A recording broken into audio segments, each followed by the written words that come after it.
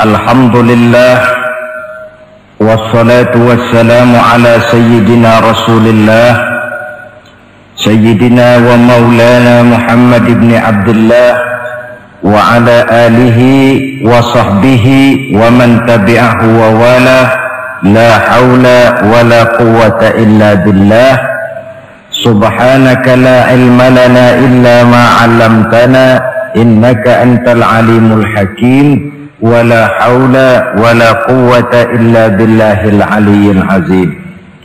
Saudara-saudara hadirin yang berbahagia, salah satu nikmat yang diberikan Allah kepada kita di dalam kehidupan ini ialah bahwa Allah Subhanahu wa ta'ala telah menciptakan segala sesuatu serba berpasang-pasangan. Dalam surah Yasin ayat 36 dijelaskan, Subhanallazi khalaqal azwaja kullaha mimma tumbitul ard wa min anfusihim wa mimma la ya'lamun. Maha suci Allah yang telah menciptakan segala sesuatu itu serba berpasang-pasangan, dari apa yang tumbuh di permukaan bumi, apa yang ada di dalam diri mereka sendiri, dan apa-apa yang mereka tidak mengetahuinya. Demikianlah kita lihat siang berhadapan dengan malam, benar berhadapan dengan salah, dan laki-laki berhadapan dengan perempuan.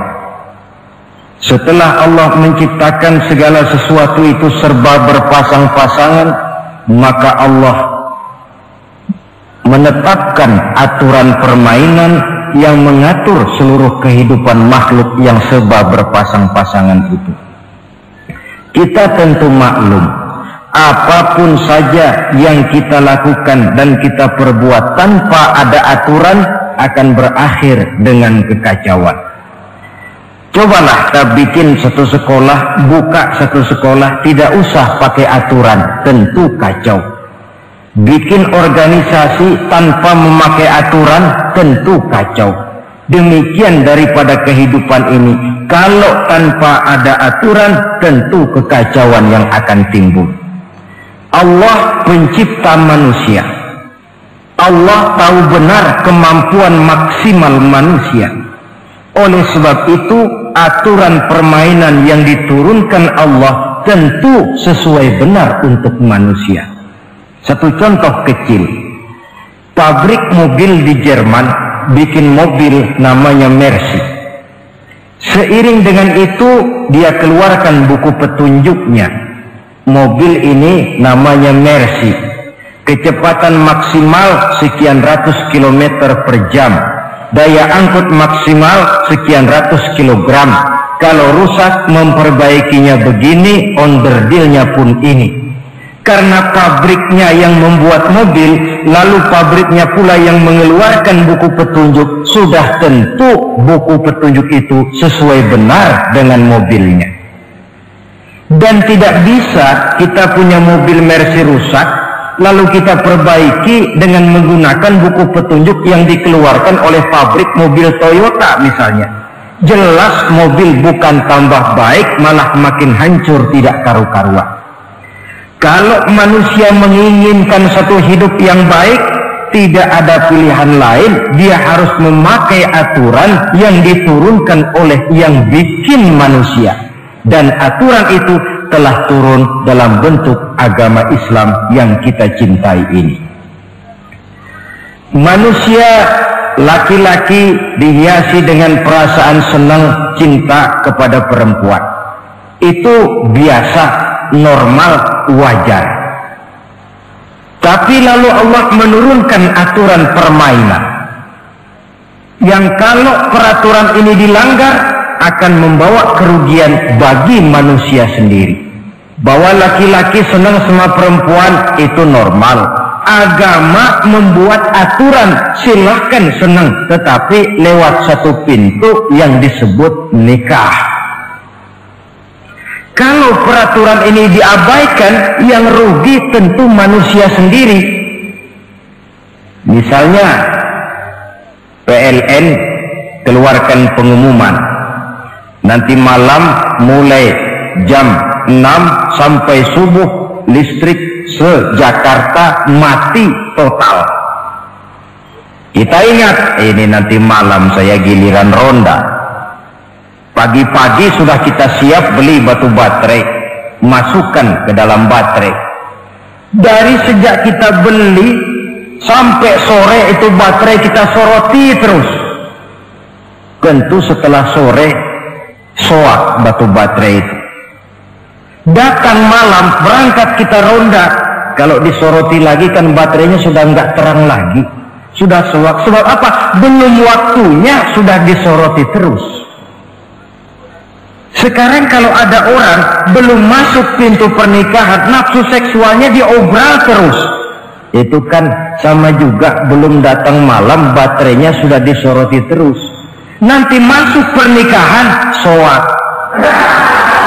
Berhadapan dengan istrinya barangkali sudah nggak bisa apa-apa, cuma nyengir saja. Yang rugi manusia sendiri. Itulah sebabnya Allah lalu mengatur bahwa laki senang sama perempuan lewat satu pintu yang disebut dengan nikah. Maka pada pertemuan kali ini kita akan bicara tentang nikah dalam Islam. Saya bagi kepada 3 masalah pokok saja. Pertama, pengertian dan kedudukan nikah menurut Islam. Yang kedua, motivasi pernikahan. Karena apa orang itu seharusnya melakukan nikah. Dan yang ketiga, membina rumah tangga bahagia menurut contoh Rasulullah Sallallahu Alaihi Wasallam. Hadirin yang saya hormati, kita mulai dengan yang pertama, pengertian nikah. Dalam kehidupan sehari-hari ada 2 kata yang sering kita gunakan, kawin dan nikah. Kalimat kawin kelihatannya dipergunakan oleh semua makhluk hidup. Lain dengan nikah, ini hanya digunakan khusus untuk manusia muslim. Makanya kita sering dengar orang bilang kucing kawin, ayam kawin, kambing kawin, dan belum pernah kita dengar ada ayam nikah atau kucing nikah. Sebab apa? Nikah ini cuma dipakai oleh makhluk bernama manusia yang muslim. Apa pengertian nikah? Seorang tokoh Abi Yahya Zakaria Al-Ansari di dalam kitab Fathul Wahhabnya menjelaskan, an-nikahu aqdun yatadammanu ibahatal wat'i bilafzi inkahin aw nahwihi. Nikah adalah akad, yaitu ijab dan qabul. Yang akad ini menjamin dibolehkannya pergaulan bebas antara laki-laki dan perempuan. Jadi kalau sementara anak muda kita beranggapan bagaimana Islam ini kolot, masa laki-laki tidak boleh bergaul dengan perempuan, itu anggapan salah. Islam bukan saja tidak melarang, malah menganjurkan laki-laki bergaul dengan perempuan sebebas-bebasnya, sepanjang pergaulan itu bisa dipertanggungjawabkan baik menurut hukum negara, lebih-lebih menurut hukum agama. Coba orang kalau sudah akad, sudah ijab qabul, ada saksi, ada wali, selesai itu dia masuk ke dalam kamar berdua, bergaul di situ sebebas-bebasnya, itu saya kira 100% halal. Tidak perlu lagi orang curiga, tidak perlu lagi sembunyi-sembunyi. Kenapa? Ini bentuk pergaulan yang bisa dipertanggungjawabkan. Kalau tidak, dengan dalih new morality, kebudayaan modern, lalu melakukan yang disebut free love, free sex, common living, hidup bersama tanpa nikah alias kumpul kebo, Dan saya kira itu kebo cuma mewakili saja. Artinya begitulah kalau binatang itu kumpul, sebab kumpul kucing pun saya kira begitu, kumpul ayam pun begitu. Kebo cuma mewakili binatang dalam kalimat itu. Tengoklah berapa banyak sudah bayi-bayi yang lahir ke dunia ini tanpa tahu kemana dia harus memanggil bapak. Berapa banyak gadis-gadis bergelimpangan jadi korban dari orang-orang yang tidak bertanggung jawab. Itu semua merupakan ironi. Maka menjauhkan manusia dari aturan agama pada hakikatnya sama dengan usaha membinatangkan manusia. Bahkan kalau manusia sudah jauh dari aturan agama, sanggup berbuat lebih buas daripada binatang. Kita tahu yang namanya bajing itu makanannya cuma kelapa. Tapi bajingan itu bukan cuma kelapa, kabel telepon doyan kok bajingan. Jauh lebih buas daripada yang namanya binatang. Maka agama ini mengatur agar manusia sebagai makhluk yang mulia hidup secara mulia. Jangan manusia kita ini, binatang saja. Kalau saudara ada yang punya kucing di rumah,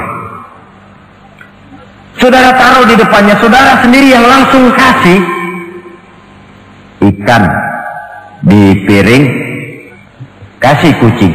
Aduh, dia akan makan dengan tenang, nikmat, lahap, tidak nengok kiri, tengok kanan. Kenapa? Dia yakin betul yang dia makan itu sudah resmi, sah. Sebab apa?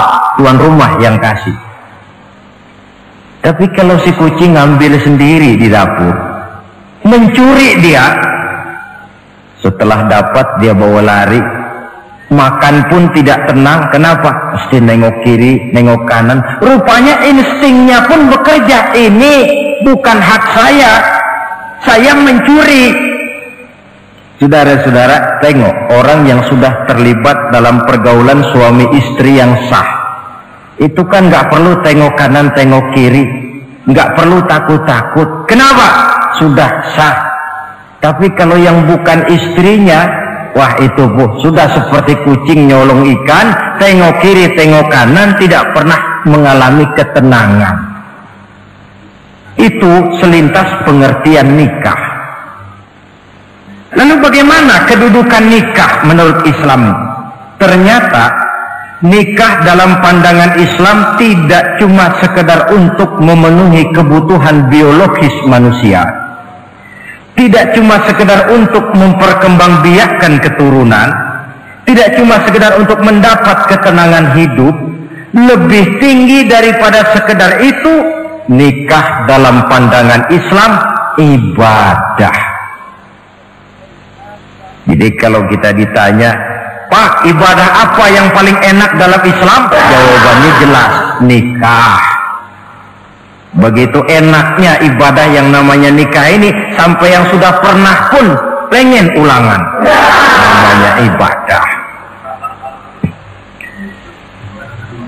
Tetapi tentu ada konsekuensi.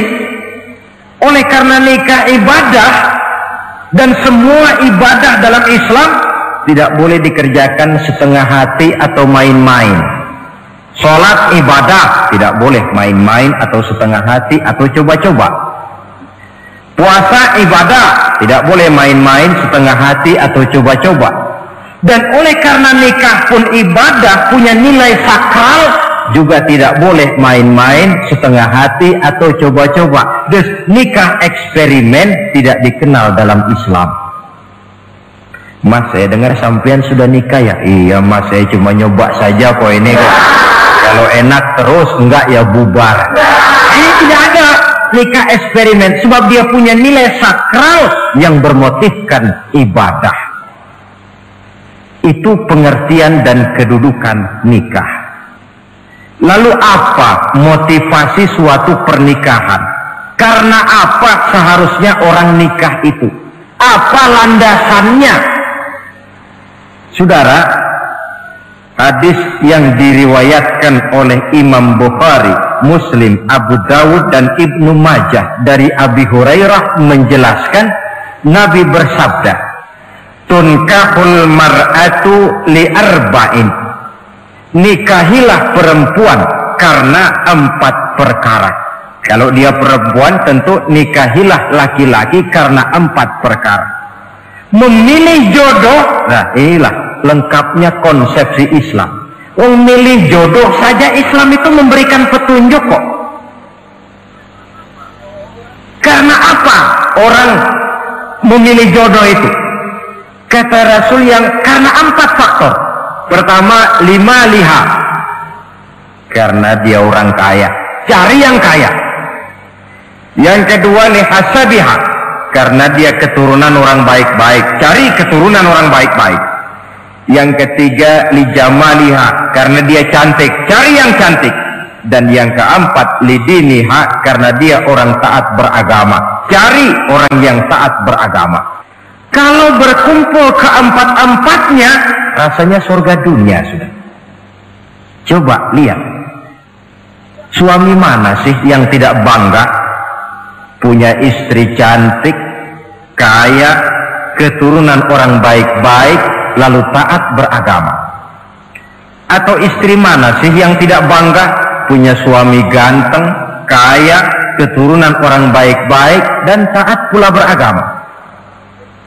Tapi kan terus terang yang kumpul keempat-empatnya kan boleh dibilang jenis makhluk langka. Sulit. Kadang-kadang cantik, kaya, akhlaknya kayak setan. Ada saja kurangnya. Oleh karena ada saja kurangnya, lalu Nabi memberikan stressing, penekanan. Fazfar bizatiddin taribat iyadat. Pilih orang yang taat melaksanakan agama, niscaya hidupmu akan berkah. Jadi motivasi suatu pernikahan hendaknya agama. Apa rahasianya? Mari kita lihat. Kalau orang memilih pasangan karena rupa yang cantik semata-mata, silakan, tapi jangan jadi motivasi utama.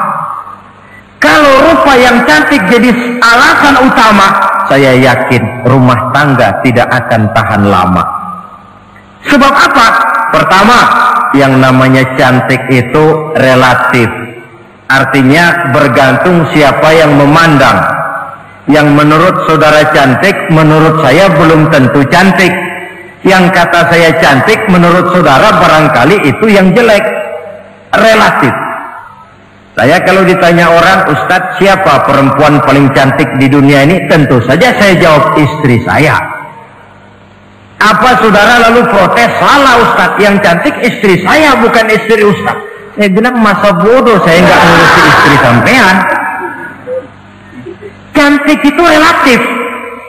Sehingga di kalangan para ahli cinta, ahli cinta, sampai sekarang masih jadi perdebatan. Sebenarnya cantik yang bikin orang jatuh cinta, apa cinta yang membuat orang jadi kelihatan cantik?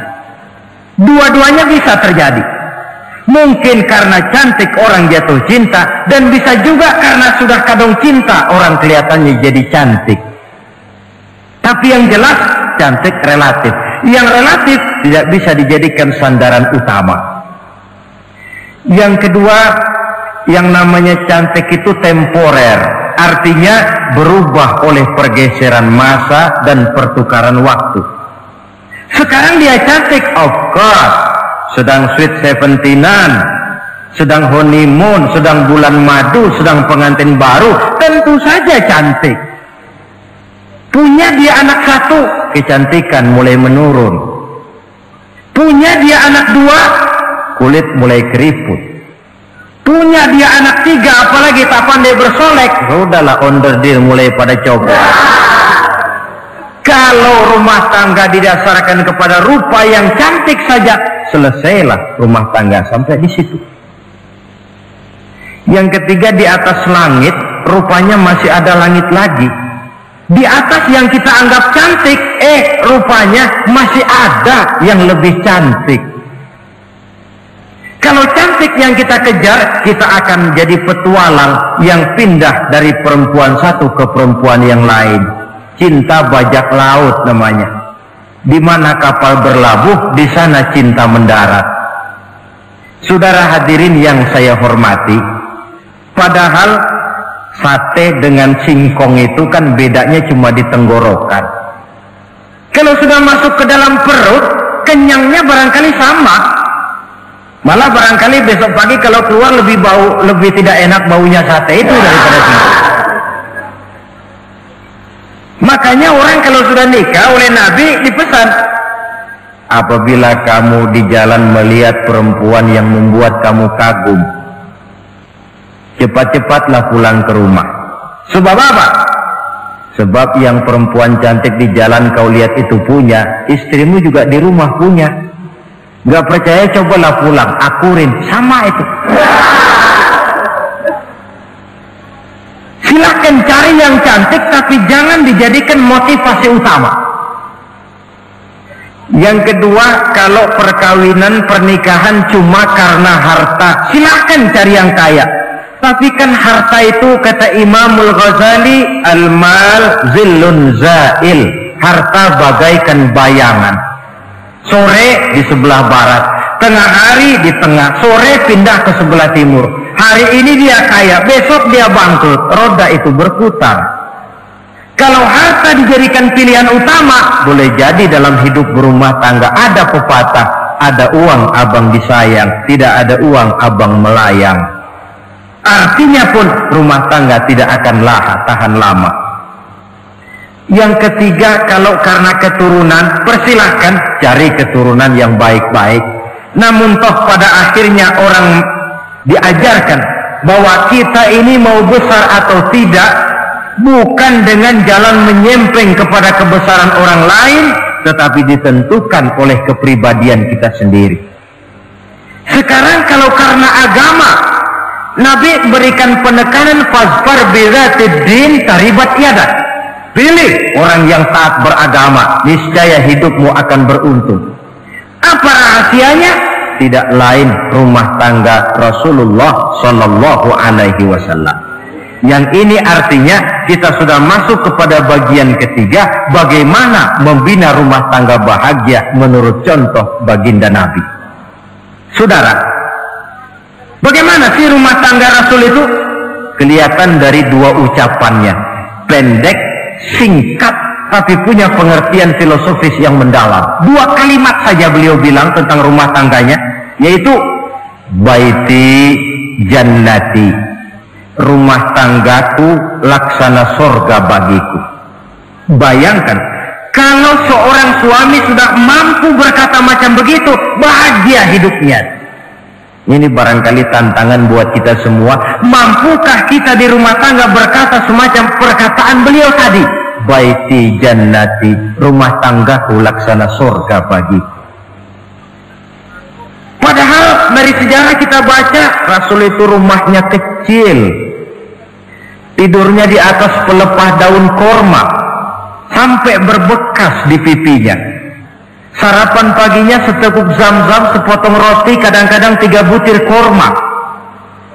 Tempat tidurnya bukan alga spring bed atau Dunlopillow macam kita punya.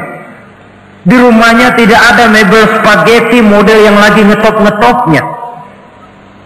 Entah di tengah rumah macam itu, beliau sanggup berkata, baiti jannati.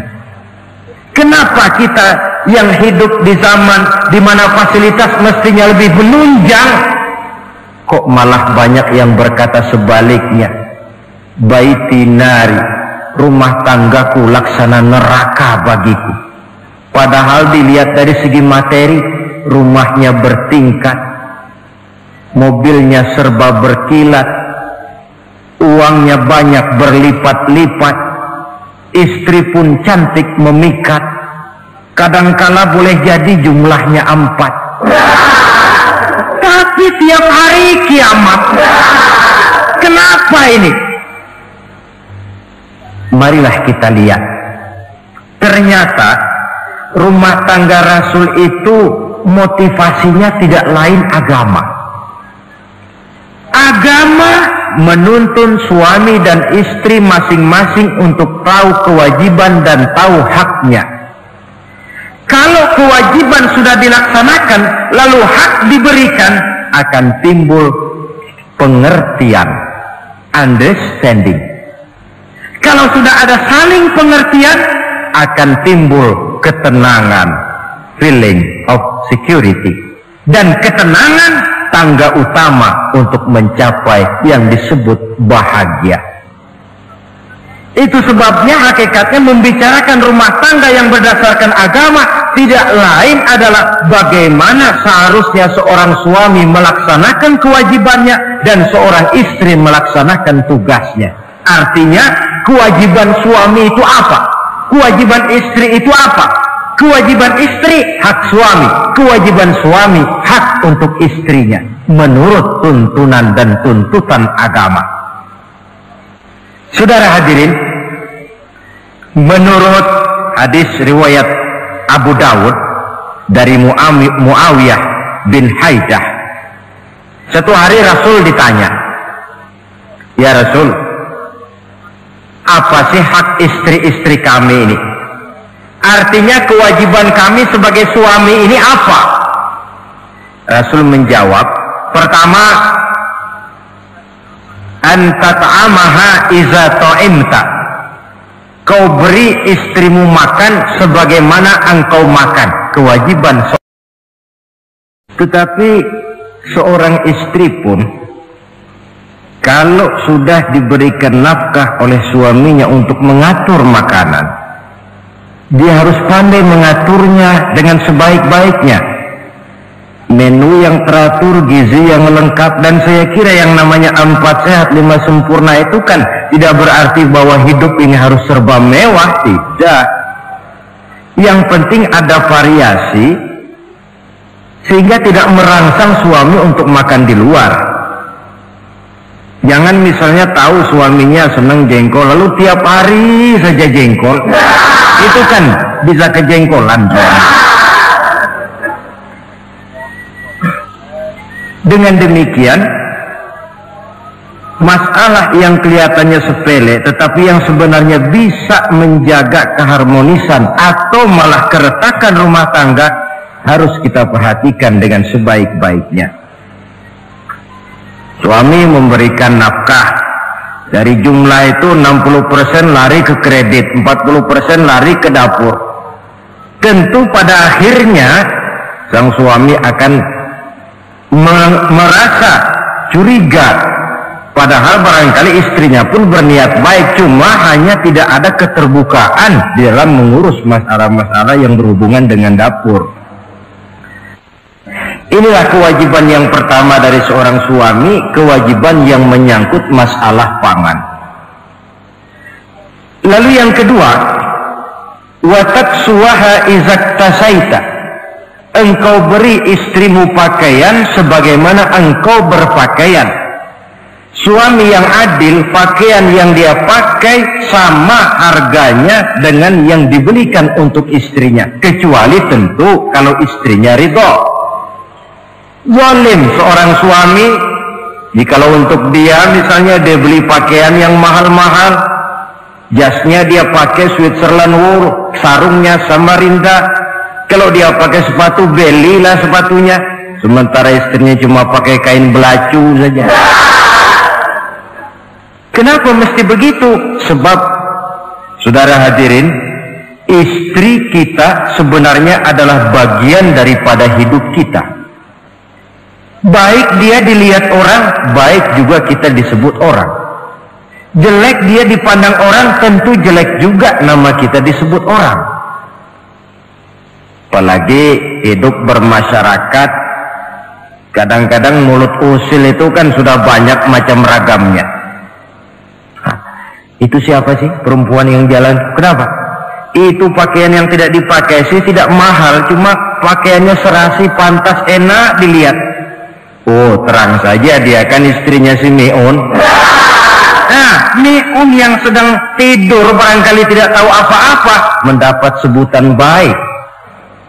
Cobalah kalau istri kita semaunya saja, orang akan bilang, ah itu perempuan, kenapa? Saya gerah ngelihatnya.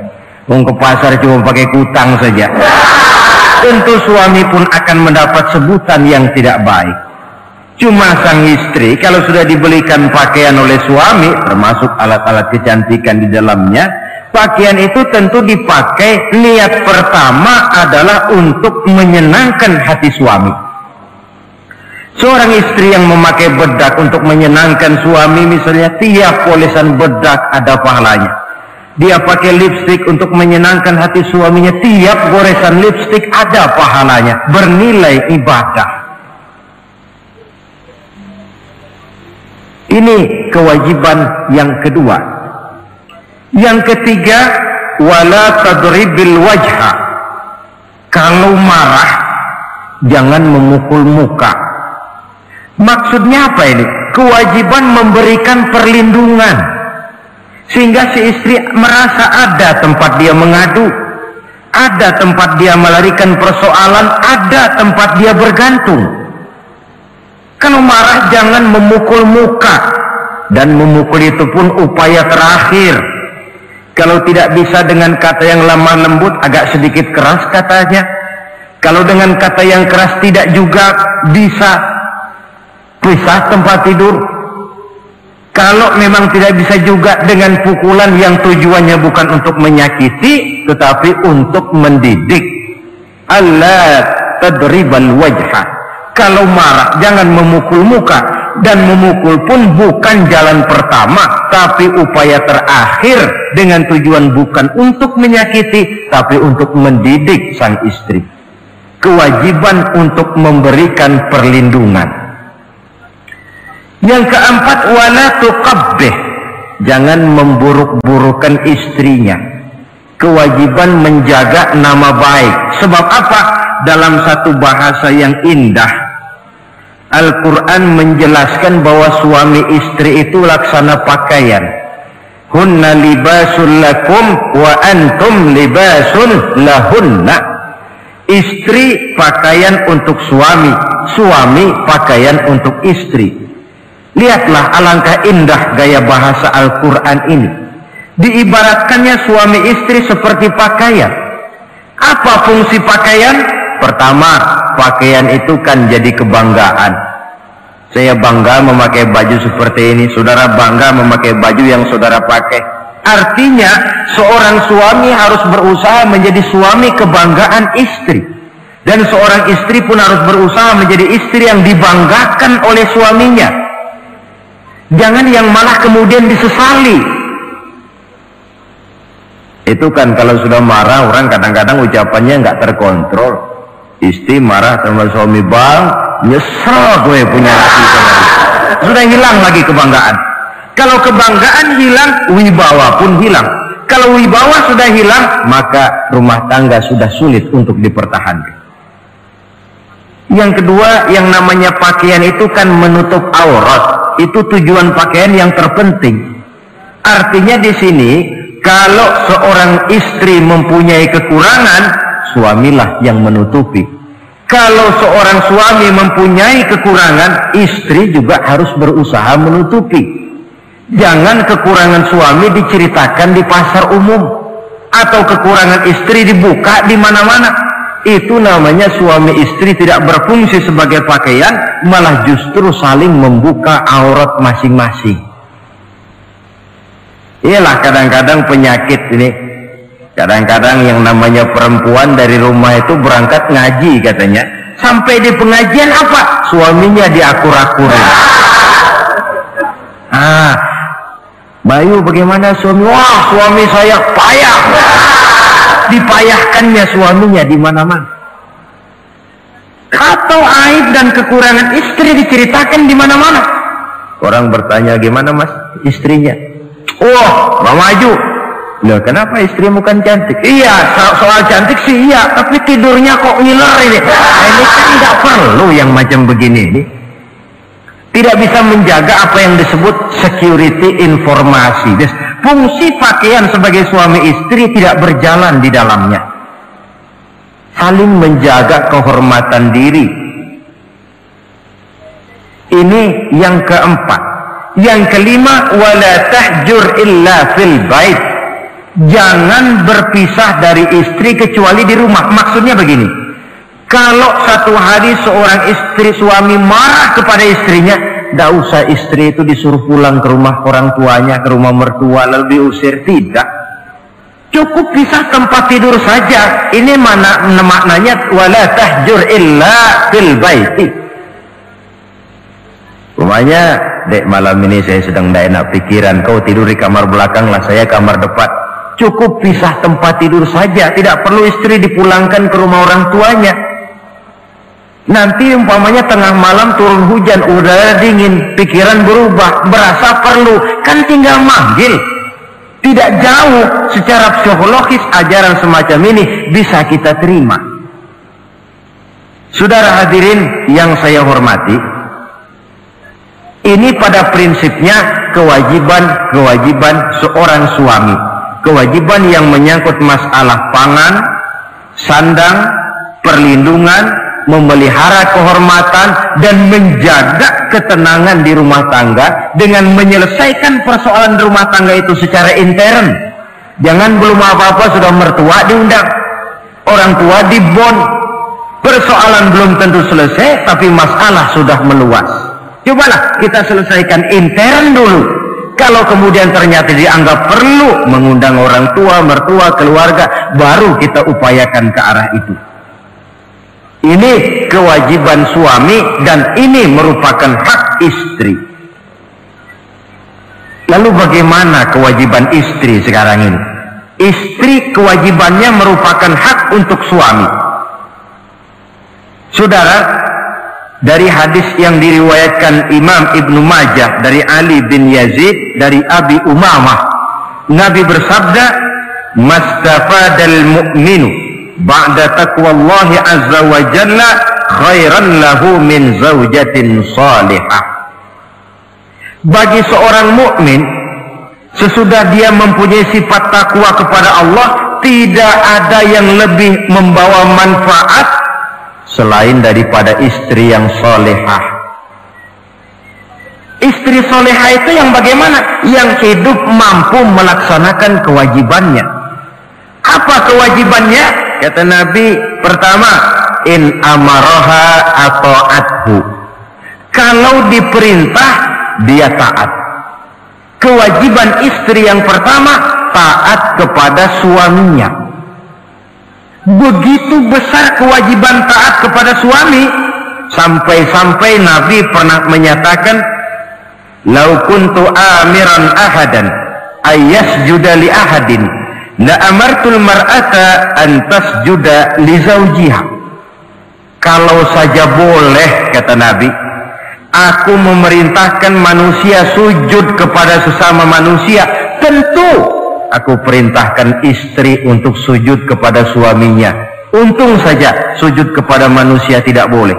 Kalau boleh, istri itu disuruh sujud kepada suami. Tentu karena besar hak suami atas dirinya. Yang kedua,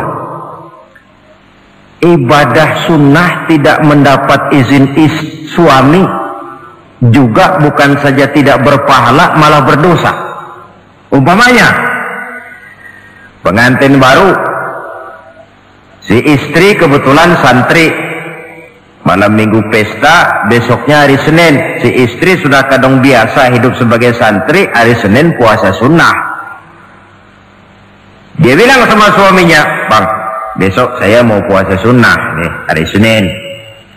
Kata suaminya, "Kalau kau puasa juga kau kejam. Lalu kau puasa, aku disuruh ngapain?" Tidak diizinkan oleh suami, dia puasa juga. Bukan saja tidak mendapat pahala, malah berdosa. Sampai amalan yang sunnah pun tidak diizinkan oleh suami, berdosa. Apalagi amalan yang mubah, apalagi amalan yang tidak ada dasar hukumnya, perintahnya. Sepanjang perintah suami tidak untuk maksiat kepada Allah, istri wajib untuk taat. Dalam hadis lain kita temukan Nabi bersabda, "Idza da'ar rajulu imra'atahu ila firashihi." Kalau seorang suami memanggil istrinya ke tempat tidur. Ini bahasa kinayah. Manggil ke tempat tidur kan tentu nggak perlu penjelasan. Masa mau nyambal di tempat tidur kan enggak. Fa'abat, si istri tidak mau. Lantaran istri tidak mau, suami jengkel. Fabata ghadbana 'alaiha. Sampai dalam jengkelnya tidur. La'anat hal malaikatu hatta tusbiha. Istri macam itu dilaknat, dikutuk oleh malaikat sampai datang waktu pagi. Kewajiban untuk taat. Namun sebaliknya, seorang suami pun jangan mentang-mentang istri wajib taat lalu overacting. Segalanya main tunjuk, segalanya main komando, segalanya main perintah. Sebab contoh yang diberikan oleh Rasul tidak begitu. Rasul kita baca dalam sejarah menjahit bajunya sendiri, memperbaiki kasutnya sendiri. Artinya yang bisa ya dikerjakan tanpa harus menggantungkan semuanya kepada sang istri. Kewajiban untuk taat. Nah, penutup tentang taat ini ada sebuah hadis pula di mana baginda Nabi bersabda, ayyumam ra'atin matat wa zawjuha anha radin dakhalatil jannah. Kalau seorang perempuan meninggal dunia, suaminya ridho kepadanya, maka perempuan itu akan masuk surga. Artinya, kalau seorang istri meninggal, ya dia tukang ngaji, ya tukang sholat, ya suka puasa, ya gemar sedekah, tapi meninggal suaminya tidak ridho, pintu surga belum dibukakan sampai suaminya ridho kepadanya. Ini menggambarkan tentang besarnya kewajiban taat seorang istri kepada suaminya. Ini kewajiban pertama. Lalu kewajiban yang kedua, kata Nabi, wa in nazara ilaiha sarrathu. Kalau dipandang oleh suaminya, dia pandai menggembirakan, menyenangkan hati suaminya. Menjadi istri yang pandai menyenangkan hati suami. Siapa contohnya? Kita lihat misalnya istri Nabi, diantaranya Sayyidatuna Khadijah radhiyallahu anha. Ketika Nabi pertama kali menerima wahyu berhadapan dengan malaikat Jibril, beliau kembali ke rumah dengan tubuh gemetar. Setibanya di rumah beliau berkata, "Zammiluni ya Khadijah." Khadijah, selimuti saya. Kenapa bang? Barusan datang malaikat Jibril, dia katakan begini-begini, saya khawatir Khadijah. Khadijah tahu suaminya sedang gelisah. Sebagai istri yang bijak beliau tampil, apa katanya? Kalla ma yukhzikallahu abada. Tidak apa-apa bang, jangan khawatir, Allah tidak akan menyusahkan abang buat selamanya. Ini istri yang pandai menyenangkan hati suami. Suami pulang dagang dari pasar, rugi. Istri tampil, itulah bang romantikanya dagang. Masa selamanya saja untung sekali-sekali lah, rugi. Si suami kan tidak terlalu pusing kepalanya. Jangan sudah di pasar rugi, sampai rumah istri pidato, peletar-peletor macam petasan. Dasar suami goblok, dagang saja rugi. Sudahlah di pasar rugi, sampai ke rumah digoblok-goblokin. Itu nanti suami kan bisa kena penyakit yang disebut broken home. Penyakit nggak betah di rumah. Seorang istri kalau suami sudah kena penyakit tidak betah di rumah, itu mesti siap-siap mental untuk dimadu. Nah, jadi kalau tidak dimadu bagaimana? Berusaha bikin betah suami di rumah. Suami pulang kantor jam 2, setengah 2 dandan, kalau perlu setel habis. Kalau perlu kelihatan suami akan datang, bukakan pintu, sambut dengan senyum. Apalagi kalau senyumnya Pepsodent. Saya kira suami bagaimanapun lelahnya, peras keringat, banting tulang, pulang mencari nafkah, kalau kembali di rumah disambut dengan senyum, hilang capeknya. Tapi bayangkan, sudahlah di kantor capek, peras keringat, banting tulang, sampai pula di rumah yang nyambut cuka sama kukusan. Udah asem, monyong. Suami mana yang kerasan tinggal di rumah? Menjadi istri yang pandai menggembirakan, menyenangkan hati suaminya. Bahkan diizinkan bohong untuk menyenangkan hati suami. Umpamanya, suami kebetulan habis objeknya gol, karena ingin menyenangkan istri, mampir di pasar beli kain batik. Si suami tidak tahu bagaimana kain batik yang bagus, beli saja sembarangan. Sudah kainnya kasar, warnanya norak, harganya yang mestinya murah jadi mahal, dibawa pakaian itu pulang. Istri lihat dan tahu kalau ini batik jelek, norak, kasar, harganya pun murah, tapi dia ingin menyenangkan hati suaminya. Suaminya tanya, bagaimana dek kain batik ini? Waduh bang, bagus betul kain ini, pinter bener abang milih warna ini. Emang yang kayak begini ini bang, coba lihat tetangga kita, mana ada yang pakai kain kayak begini? Ya memang gak ada, jelek.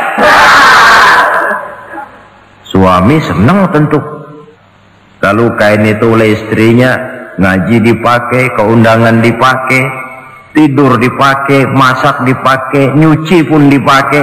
Suami makin bangga, wah kain yang saya beliin dipakai terus ini.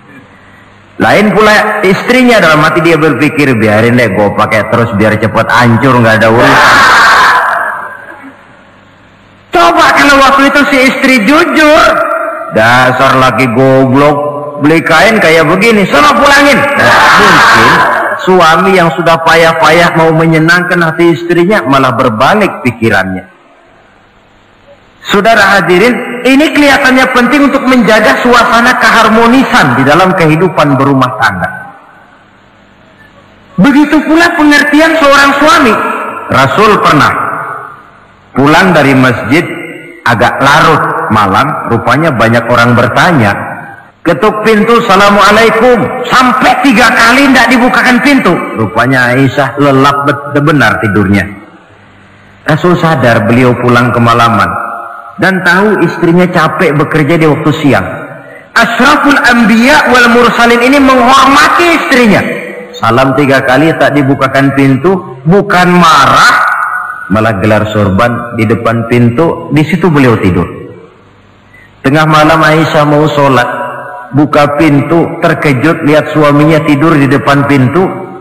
Dibangunkan. Begitu dibangunkan, Rasul lebih dahulu berkata, Aisyah, maafkan saya pulang terlambat memang sebab banyak yang bertanya di masjid. Sudahlah tidur di depan pintu, begitu dibukakan beliau dulu yang minta maaf. Sulit jadi suami semacam ini. Yang enak kalau sudah nggak dibukain pintu, istri kepulesan, lalu sekali buka pintu kan yang enak kita tunjuk jidatnya, lo tidur kayak tembok ya. Saudara hadirin, menjadi istri yang pandai menyenangkan hati suaminya, sebab tidak ada seorang suami bisa sukses baik di medan tugas, di masyarakat, di kantor, di toko, di tempat manapun kalau tidak ditunjang oleh peran serta dari para istrinya. Karena itulah perempuan walaupun peranannya tidak begitu kelihatan, sebenarnya sangat menentukan. Seorang suami yang jujur, polos, lugu, sederhana, sanggup menjadi koruptor ulung karena didorong-dorong oleh istrinya. Merangsang ketamakan suami. Istri dibakar oleh tetangganya. Bang, kenapa? Kau kan di kantor kepala bagian. Lalu, tangga kita pegawai kecil saja bang, tapi coba lihat istrinya kalau pakai gelang kayak pelek beca bang.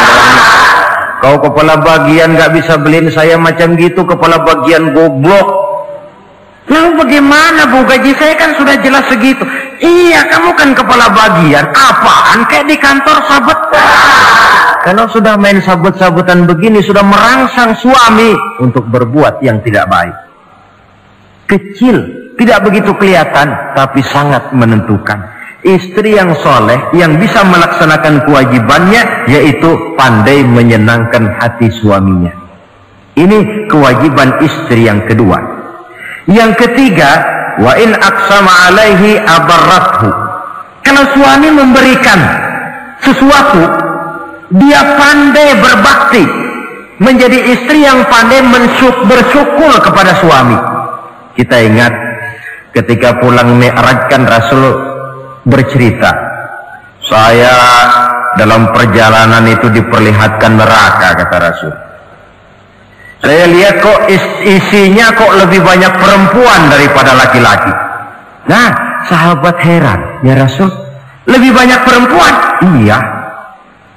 Apa mereka tidak sholat? Sholat. Apa mereka tidak pernah hadir di majelis taklim? Oh, rajinan dia sama suaminya. Ada apa benar pernah baca Quran? Rajin. Lalu kenapa kok isinya kebagian besar perempuan? Rasul menjawab, hunna yakfurnal asir. Mereka umumnya tidak pandai bersyukur kepada suaminya. Hujan panas setahun dibalas dengan hujan sehari. Kalau suaminya sedikit salah sudah kehilangan pertimbangan, tertutup seluruh kebaikannya, yang kelihatan cuma salahnya saja. Maka sebaiknya di dalam hidup berumah tangga, baik suami maupun istri itu masing-masing sedia timbangan. Kalau satu saat suami salah, istri ambil timbangan. Timbang, suami saya salahnya ini, jasanya ini. Bertahun-tahun dia hidup mencari nafkah buat saya, membelikan pakaian untuk saya, mencarikan makan untuk saya. Salahnya ini. Timbang, mana lebih banyak salahnya atau benarnya? Dengan demikian kita akan bisa menghasilkan keputusan objektif. Giliran istri yang salah, suami yang ambil timbangan, ukur mana lebih banyak baiknya atau salahnya. Kalau tiap kita masing-masing punya timbangan, insya Allah nilai-nilai objektif dari suatu pertimbangan akan bisa kita temukan dalam mengambil keputusan. Istri yang pandai berbakti membalas budi daripada suaminya. Kewajiban yang keempat dari seorang istri, wa in ghaba anhu nasahathu fi nafsiha wa malihi. Kalau suami tidak ada di rumah, dia pandai menjaga kehormatan dirinya dan pandai menjaga harta suaminya. Tidak mencari kesempatan dalam kesempitan. Suami lembur, istri ngompleng. Dan pandai menjaga harta suaminya. Nah, coba lihat. Kalau seorang suami ada uang di kantongnya 100 rupiah. Ada tukang minta pengemis, istri ambilkan saja tanpa izin suaminya uang di kantong suami 100. Dia sedekahkan. Niatnya tentu baik. Si istri dapat dosa, si suami dapat pahala. Perbuatan sedekahnya itu betul, tapi mengambil uang tanpa izin suami itu yang salah. Dan ternyata salah itu lebih besar daripada pahala yang dia lakukan lantaran bersedekah itu. Kalau ini terwujud, maka suasana saling mempercayai akan tumbuh. Kalau sudah saling mempercayai, rasanya akan terwujud kedamaian dan ketenangan. Suami meninggalkan rumah dengan perasaan tenang, istri pun melepas suami dengan perasaan damai, tanpa was-was, tanpa curiga, dan sebagainya. Dan ini modal yang paling utama, mewujudkan saling kepercayaan dalam membina hidup bahagia.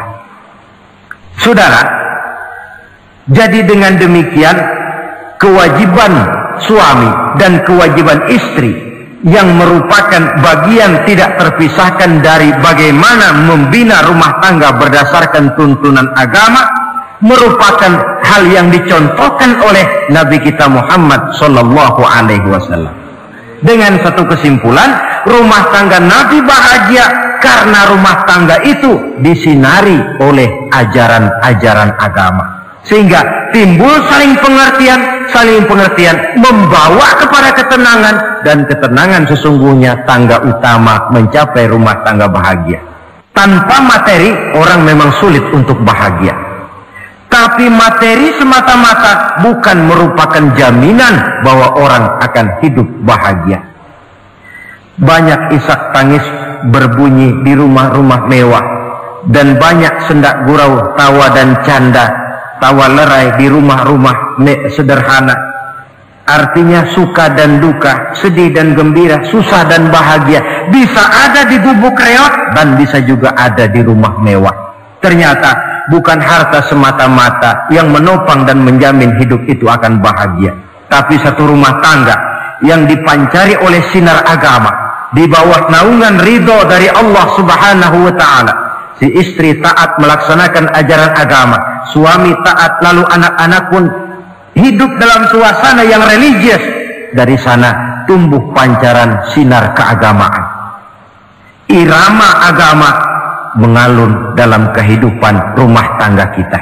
Berfungsilah dengan demikian rumah tangga sebagai tempat di mana kita mengamalkan ajaran agama kita. Alangkah nikmat satu rumah tangga. Istri ahli ibadah, suami pun ahli ibadah, anak-anak pun terbiasa oleh lingkungan untuk hidup melaksanakan suatu ibadah. Dan keberhasilan di rumah tangga awal untuk menuju keberhasilan di masyarakat, di tempat tugas, dan di tempat-tempat lainnya. Sebaliknya, kehancuran rumah tangga akan selalu menjadi awal kehancuran karir di masyarakat, di tempat kerja, dan di tempat-tempat lainnya. Oleh karena itu, berangkat dari hal semacam inilah, maka kita berkeyakinan rumah tangga yang bahagia ialah rumah tangga yang didasarkan kepada ajaran agama. Sehingga tercapailah kebahagiaan hidup di dunia yang langsung menopang kepada kebahagiaan hidup di akhirat nanti. Nah, inilah pembicaraan kita pada pertemuan kali ini. Dengan harapan, mudah-mudahan dari setiap rumah tangga muslim memancar sinar-sinar agama, menjadi kubu-kubu pertahanan di mana kita menegakkan ajaran agama, dan pada akhirnya nanti akan tercipta masyarakat yang agamis. Terwujudlah ketenangan, kedamaian, dan ketentraman. Mudah-mudahan ada manfaatnya.